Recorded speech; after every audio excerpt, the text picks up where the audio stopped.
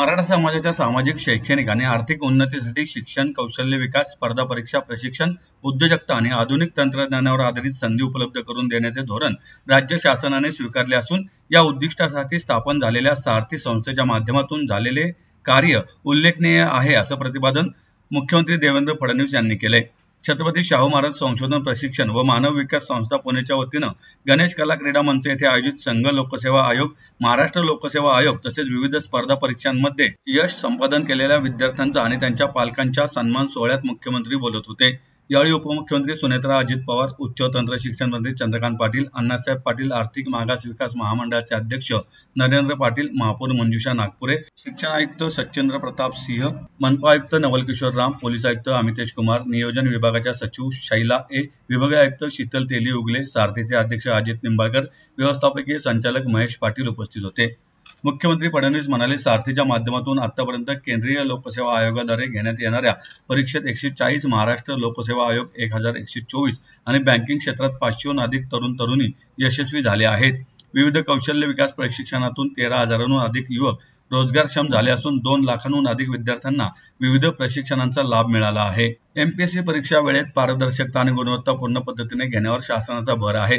परीक्षांमध्ये ऑनलाईन पद्धतीबाबत विद्यार्थ्यांशी सविस्तर चर्चा करूनच निर्णय घेतला जाईल। कोणताही निर्णय विद्यार्थ्यांना विश्वासात घेऊनच होईल अशी ग्वाही यावेळी फडणवीस यांनी दिली।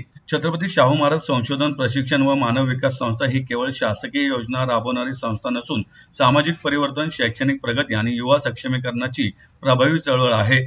समता, बंधुता, सामाजिक न्याय आणि तळागाळातील विद्यार्थ्यांना मुख्य प्रवाहात आणण्याचे राजश्री छत्रपती शाहू महाराजांचे विचार सारथीच्या कार्यातून प्रत्यक्षात येत असल्याचे गौरवोद्गार उपमुख्यमंत्री सुनेत्रा अजित पवार यांनी काढले। सारथी संस्थेचे अध्यक्ष अजित निंबाळकर यांनी प्रास्ताविकात संस्थेच्या स्थापनेपासूनच्या कार्याचा आढावा सविस्तर मांडला।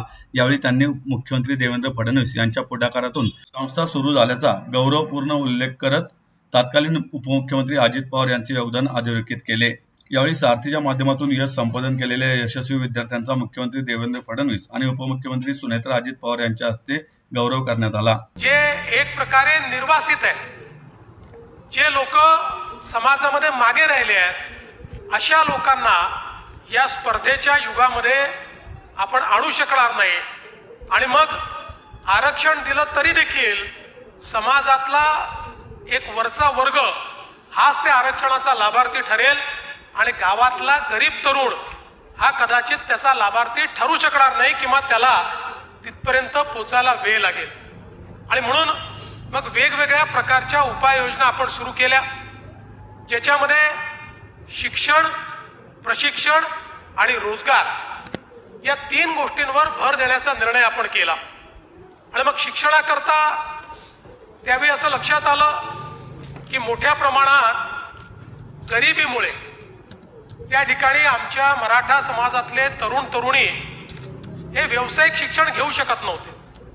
शिक्षणाच्या खासगीकरणामुळे मोठ्या प्रमाणात जे प्रायव्हेट कॉलेजेस उभे राहिले, त्या प्रायव्हेट कॉलेजेसमध्ये फी भरण्याची क्षमता ही आमच्या तरुण तरुणींची नसल्यामुळे त्या ठिकाणी कुठला तरी असा एखादा कोर्स करून टाकायचा की ज्यातनं रोजगाराची संधी नाही आणि एक डिग्री मिळवायची। डिग्री मिळवणारे बेरोजगार किंवा 12वी नंतर शिक्षण सोडणारे बेरोजगार अशी संख्या मोठ्या प्रमाणात होत होती। आणि विशेषतः ग्रामीण भागामध्ये शेती लहान झाली, घर विभाजित झाले, आपल्या नियोजन विभागाकडे घेतलं आणि ते आपल्या अधिपत्याखाली घेऊन सारथीला योग्य पद्धतीनं निधी मिळाला पाहिजे, त्याच्या मुख्यालयांना निधी मिळाला पाहिजे, त्याचं बांधकाम झालं पाहिजे, याकरता जाणीवपूर्वक अजितदादांनी खूप मोठ्या प्रमाणात कॉन्ट्रीब्युशन दिलं। आणि म्हणून आज आपल्याला सारथी जे एक चांगल्या विकसित स्वरूपात दिसत आहे त्याच्यामध्ये अजितदादांचं योगदान हे आपल्याला विसरता येणार नाही। आणि त्याचसोबत आपले जे उपमुख्यमंत्री एकनाथराव शिंदेजी आहे, या शिंदेजींचं योगदान देखील याच्यामध्ये विसरता येणार नाही।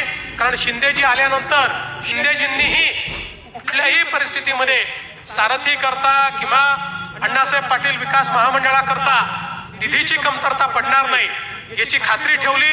आणि सातत्याने आम्ही सगळे आजही बहिणी असतील, मी असेन, शिंदेजी असतील, दादा असतील, विखे पाटील साहेब जे आता आपल्या या संपूर्ण मराठा उपसमितीचे अध्यक्ष आहेत, आम्ही सगळे सातत्याने प्रयत्न करतो की ज्या ज्या प्रकारे समाजातल्या शेवटच्या व्यक्तीला आपल्याला मदत करता येईल तो मदत करण्याचा आपला प्रयत्न आहे.